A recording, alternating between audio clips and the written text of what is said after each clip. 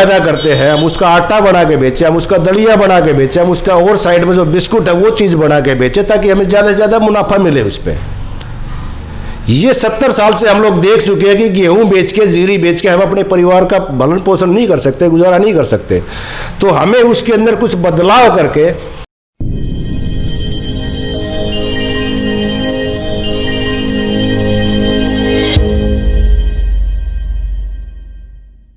सबने मेरी राम राम, जय हो हमारी संस्कृति, जय हो हमारे गांव। मैं हूं विक्की हरियाणवी, इस चैनल का होस्ट है थारा दोस्त। आज हमारे गले हैं आम आदमी की आवाज कप्तान बिरदाना। राम राम जी। राम राम विक्की जी, राम राम भाई, कैसे हो? बिल्कुल ठीक ठाक जी।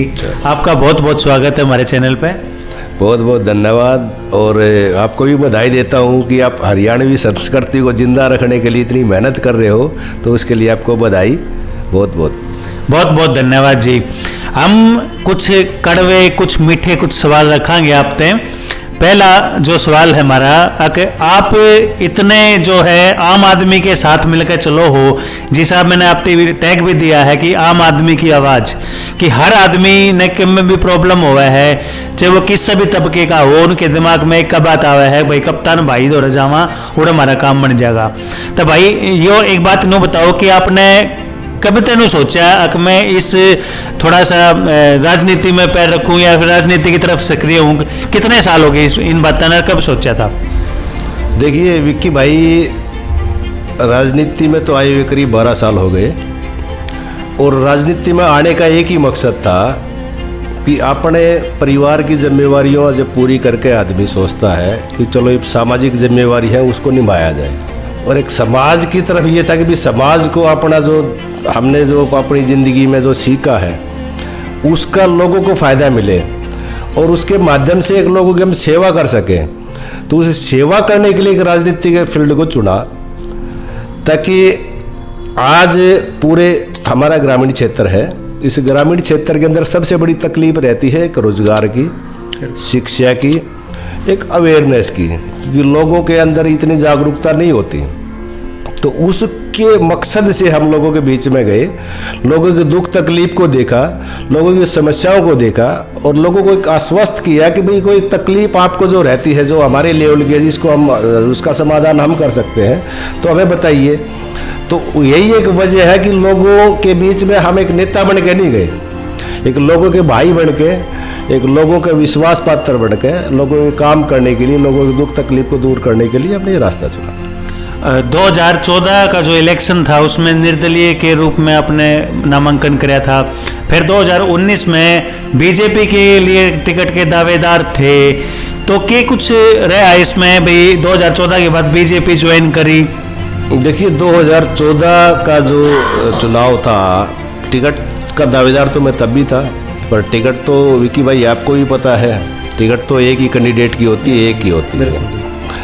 हमारे भाग्य में वो चीज़ नहीं थी, किसी दूसरे साथी को मिली, लेकिन एक सोच थी कि भी एक चुनाव लड़ने की एक इच्छा हर आदमी को होती है, और खासकर नया जो पॉलिटिशियन बनता है, अच्छा हमारी भी थी कि भी चुनाव लड़ा जाए। तो निर्दलीय चुनाव लड़ा और बढ़िया चुनाव लड़ा। खासकर मेरे गांव का जो संगठन था, मेरे गांव का जो सहयोग, जो आशीर्वाद मुझे मिला, मेरे गाँव ने जो चुनाव लड़ा, और एक बच्चे तरीके से हम लोगों के बीच में गए और एक बढ़िया चुनाव हमने लड़ा। तो चलो सफलता निर्दलीय में नहीं मिल पाई। उसके बाद बीजेपी का जो एक संगठन था, खासकर जो नीतियाँ, जो मोदी जी की जो नीतियाँ थी देश के प्रति, कि देश की एकजुटता, देश की अखंडता को बरकरार रखने के लिए, देश का जो एक विजन जो लेके चले थे मोदी जी, कि देश को हमने एक सुपर पावर बनाना है, और उस नीतियों के से प्रभावित होकर के, और खासकर जो हमारा हरियाणा प्रदेश का जो नेतृत्व था, माननीय मनोहर लाल जी थे मुख्यमंत्री, जिन्होंने हरियाणा के अंदर जो शासन किया, जो राज चलाया, जिसके अंदर जो लोग दुखी थे कि जो पर्ची खर्ची से जो भर्ती होते थे, तो वहाँ सबसे बड़ी तकलीफ क्या थी, गरीब आदमी अपने बच्चों को रोजगार नहीं दिला पाता था।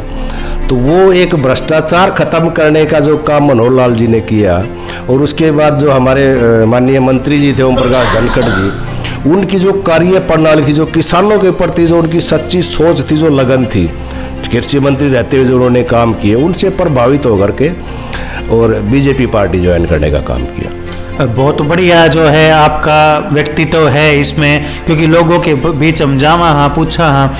तो एक बात न बताओ जी, बीजेपी सेंट्रल गवर्नमेंट में मोदी जी का वो है और यहाँ पे भी बीजेपी का है। हाल में बिहार में इलेक्शन हुए हैं, उसमें आपका क्या वो है कि बिहार में क्या कुछ होगा?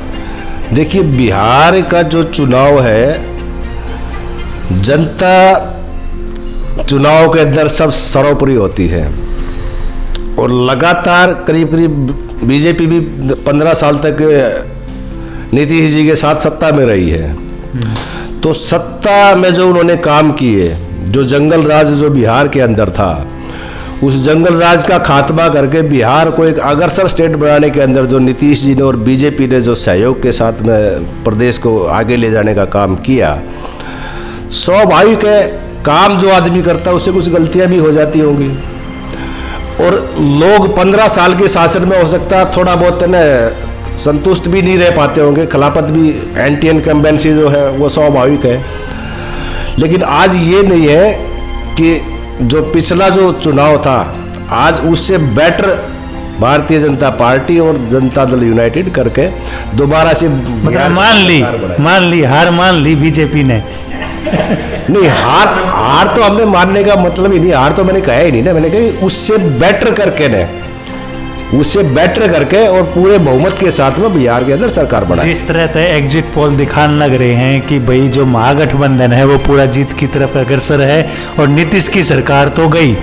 देखिए विक्की भाई, एग्जिट पोल एक पूरा ये रिजल्ट नहीं है कि भाई ये चुनाव के अंदर ये चीज होएगी। एग्जिट पोल एक आकलन है और आकलन, पिछला इतिहास आप देखते हो, आकलन कभी भी पूरे नहीं उतर पाते कि हम ये सोच के चले कि भाई हमने सर्वे निकाला है। एक वो संभावना होती है कि भाई ये पार्टी यहाँ पर है, इसका यहाँ पर ग्राफ है, उसका वहाँ पर ग्राफ है। तो एक चीज़ देखा है मैंने, 2-3 चुनाव देखे हैं, भारतीय जनता पार्टी का जो वोटर है वो इतना अग्रेसिव नहीं होता। उन्होंने जो अपना साइलेंट जो काम करना होता है बूथ पर जाकर वो अपना काम करते हैं।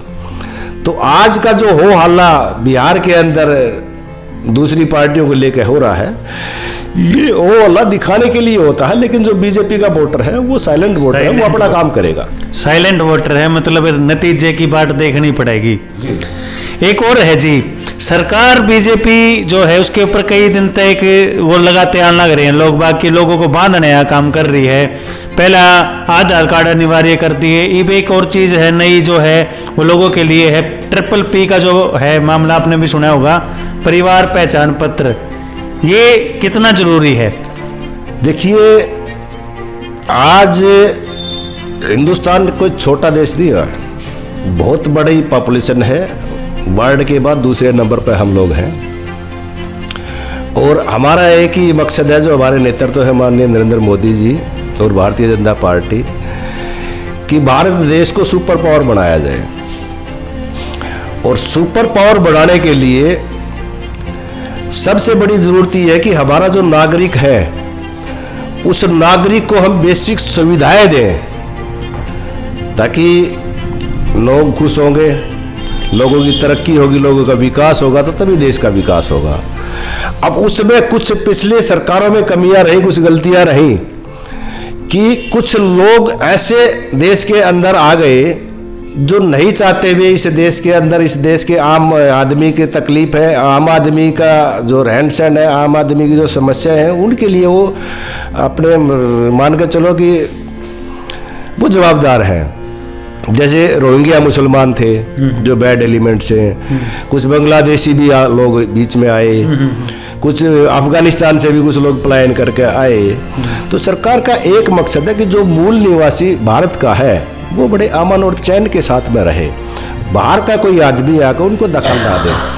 तो ये जो परिवार पहचान पत्र है, ये पीछे जो NRC आया था, CA आया था, CAB आया था, वो ये उसी एक कड़ी में है कि जो हिंदुस्तान का मूल निवासी है उसकी एक पहचान हो प्रॉपर, ताकि दूसरा आदमी अपने यहाँ पर कोई गलत गतिविधियों के साथ में हिंदुस्तान के अंदर दखल ना दे। एक बात और पूछनी थी जी, ये जो कृषि विधेयक है इसके बारे में आपके क्या विचार हैं? बहुत जो है अभी तो लोग बाग थोड़ा ठंडा हो रहे हैं, धान वान की कटाई चल रही है, इसके बाद दोबारा तो फिर उभर का होगा, तो आपके कुछ विचार लेने थे? देखिए, कृषि विधेयक क्या है कि सरकार ने जो एक सोच के साथ में ये तीनों विधेयक लेके आए हैं, पिछले 70 साल से हम लोग कृषि से जुड़े हुए हैं। हिंदुस्तान कृषि प्रधान देश रहा हुआ, आज भी है, खासतौर पर हरियाणा, खासकर हरियाणा, पंजाब, वेस्टर्न यूपी। 70 से 80% लोग है ना कृषि से जुड़े हुए हैं, चाहे किसी भी तरह हों। पिछले 70 साल से हम परंपरागत खेतियां करते आ रहे हैं, चाहे वो जीरी की है, चाहे वो गेहूं की है या बाजरे की है। समय के साथ बदलाव जरूरी है, क्योंकि जो 70 साल पहले का जो मामला था या आज का जो मामला है, आज के बाद जैसे एक समय था जब कंप्यूटर इस देश में आया, तो कुछ लोगों की सोच ये थी कि कंप्यूटर आने से देश के युवा बेरोजगार हो जाएंगे।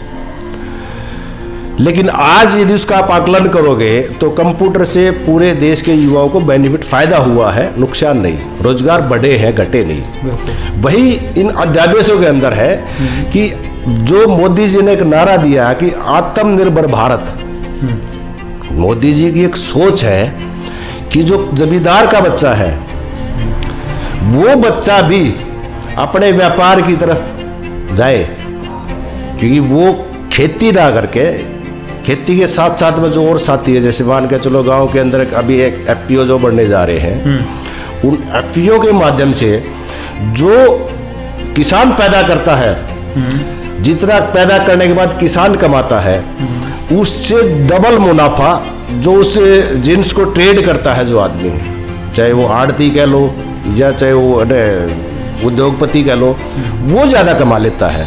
तो वो जो बीच का जो गैप है, प्रधानमंत्री चाहते हैं कि वो हमारे युवा उसको अपनाए, और वो काम जो आड़ती या जो पूंजीपति करते हैं वो हमारे देश के किसानों के युवा पैदा करें, ताकि वो आत्मनिर्भर भी हो और जो पैदावार उनकी अपनी है उसको एक ब्रांडिंग के तौर पे उसको कमर्शलाइज करें। छोटा मैं एक उदाहरण दूंगा, जैसे सब्जी हमारे यहाँ बोती है, यदि हम चाहें एक एफपीओ बना के या कोई भी जो समर्थ जो साथी है वो इस सब्जी के 10 साथी जो हमारी सब्जी बोते हैं, उन 10 साथियों की सब्जी को इकट्ठा करें, अपने एक पॉइंट पे इकट्ठा करें, उनकी बढ़िया पैकिंग करें और बढ़िया पैकिंग करके उसको गुड़गांव या दिल्ली भेजने का काम करें। जो यहाँ सब्जी 10 रुपये में बिकती है वो वहाँ पर जाकर 40 या 50 रुपये में जाकर बिकेगी। अब सोच को अंदाज़ा लगाओ कितना प्रॉफिट होएगा। यही चीज़ प्रधानमंत्री चाहते हैं कि ये कमर्शलाइजेशन आप करके ब्रांडिंग बढ़ाओ, ताकि जमींदार के बच्चे, जमींदार भी उस लेवल पे पूछ सके और उनको पूरा मुनाफा मिल सके। तो ये जो अध्यादेश का जो कुछ लोग हैं जो इसको भ्रमित कर रहे हैं कि अंबानी आ जाएगा, अडानी आ जाएगा, भाई आज तक हमारा हुआ क्या है कि हम लोगों ने जीन्स पैदा करी, हम किसी और के भरोसे रहे हैं, पैदा की, मंडी में डाल आए। अब मंडी में आड़ती या व्यापारी के ऊपर डिपेंड करता है वो किस रेट में, किस भाव में हमारी चीजें खरीदेगा, हम उसके मालिक नहीं। जबकि इस अध्यादेश के माध्यम से प्रधानमंत्री जी ये बढ़ाना चाहते हैं कि आप अपने जीन्स के, अपने पैदावार के खुद मालिक बनो। जैसे आपका उदाहरण है, हमारे प्रदेश अध्यक्ष जी भी देते हैं, प्याज का हमारे पड़ोस में जो दुजाने के बावरिया जो कर रहे हैं, या यूपी के जो लोग जो गुड़ लेकर अपने हरियाणा और राजस्थान के अंदर आते हैं वो कर रहे हैं, वो क्या ये मार्केटिंग है। हम गेहूं पैदा करते हैं, हम उसका आटा बना के बेचें, हम उसका दलिया बना के बेचें, हम उसका और साइड में जो बिस्कुट है वो चीज़ बना के बेचें, ताकि हमें ज़्यादा से ज़्यादा मुनाफा मिले उस पर। ये 70 साल से हम लोग देख चुके हैं कि गेहूं बेच के, जीरी बेच के हम अपने परिवार का भरण पोषण नहीं कर सकते, गुजारा नहीं कर सकते। तो हमें उसके अंदर कुछ बदलाव करके और अपने आप को कमर्शलाइज करके अपने विकास के लिए, अपनी तरक्की के लिए एक नया बदलाव जो 70 साल के बाद जो चाहिए खेती के अंदर भी, वो करने की कोशिश की जाए। सबसे मोटे डर की बात यह है जो आगे जाकर ये मंडी खत्म कर दी और प्राइवेट हाथ में सब क्यों चला गया, और एक किसान अपना ट्रैक्टर भर के अनाज लेकर गया, ये तो भाई सरकार के हाथ में है, सरकार ने खराब भी लेना पड़ा है जैसा भी है, और वो खराब अनाज लेने वो प्राइवेट जो मंडी का मालिक है वो नाट गया तो वो किसान कित जाएगा। देखिए विक्की भाई, मंडी की जो बात कर रहे हो, पहली बात तो सरकार ने ये क्लियर किया है कि मंडी खत्म नहीं होगी, मंडी और एमएसपी इसी तरह चलेगी। दूसरी बात, मैं खाली बीजेपी की बात नहीं कर रहा, चाहे कांग्रेस के सरकार हो अपने पंजाब में और राजस्थान में, सरकारों ने हमेशा किसान को बेवकूफ़ बनाने का काम किया। आज एमएसपी किस जिन्स पे है? गेहूँ, बाजरा, जीरी। हरियाणा के अंदर तो ज़्यादा है, 7-8 जिन्स हैं जिन पे एमएसपी पे खरीदी जाती है। उसके अलावा पूरे देश में चले जाओ, कौन सी फसल एमएसपी पे खरीदी जाती है? नहीं ली जाती। वो लोग बाहर नहीं बेचते। सरकार सिर्फ गेहूं और जीरी पे ज्यादा जोर देती है कि भाई, क्योंकि ये तो इंटरनेशनल नेशनल लेवल पे भी रहेगा कि गेहूं हर स्टेट में पैदा नहीं होता, तो वो सरकार खरीद के उसको आगे डाइवर्ट कर देती है। लेकिन बहुत सी जिन्स ऐसी है जो साउथ में भी होती है, यहाँ भी होती है, वो कौन सी एमएसपी भी बिकती है? एमएसपी तो रहेगा, लेकिन एमएसपी का कोई ज़्यादा समाधान नहीं है कि किसान एमएसपी पे ही प्रॉफिट कमा पाएगा। आज एमएसपी पे भी कुछ चीज़ें ऐसी हैं जो नहीं बिक पाती, वो लोग बाहर बेचते हैं। लेकिन मेरा ये कहना है कि जो बाहर बिकती है, अब बाहर कम भाव पे बेचने की बजाय उसको कमर्शलाइजेशन करो, ताकि उसको ज़्यादा से ज़्यादा हमें मुनाफा मिल सके। जैसे आपका नरमा है, नरमा के अंदर बहुत से साथी है जो हमारा बिनोले का काम करते हैं, कपास का काम करते हैं, खड़ बनाते हैं, सरसों है, सरसों का तेल निकाल के, सरसों का तेल आज के दिन आपका पूरा इंडिया के अंदर मैक्सिमम लोग सरसों के तेल पे हैं। और भी बहुत सी चीज़ें हैं, दाल है, चना है, चने के आप दाल बना के बेचो। चना यदि आपका 40 रुपये 45 रुपये किलो बिकता है, तो दाल 80-90-100 रुपये किलो बिकती है। तो सरकार चाहती यही है कि देखो, आज सबसे बड़ी ज़रूरत ये है कि हमें खुद अपने पैरों पे खड़ा होना पड़ेगा। और पैरों पे खड़ा होने के लिए हम किसी के भरोसे नहीं है कि हम यदि सोचें कि अंबानी आएगा वो आगे करके चला जाएगा, या कोई और आएगा वो आगे करके चला जाएगा। हमें उसके लिए खुद एफर्ट्स करने पड़ेंगे। खुद एफर्ट्स करने पड़ेंगे। बहुत बढ़िया बात जी, खुद एफर्ट्स करने पड़ेंगे। कप्तान जी, एक बात पूछना चाहा, हाँ, भारतीय जनता पार्टी में अपना कितना फ्यूचर देखते हो? देखिए, Bharatiya Janata party national party है और पूरे वर्ल्ड की सबसे बड़ी पार्टी है। और रही बात फ्यूचर की, तो फ्यूचर तो आदमी को खुद बनाना पड़ता है, अपने काम से, अपनी लगन से, अपनी मेहनत से। फ्यूचर के लिए आपके पास स्कोप भारतीय जनता पार्टी में इतने हैं कि एक गरीब परिवार का एक चाय बनाने वाला आदमी जब देश का प्रधानमंत्री बन सकता है,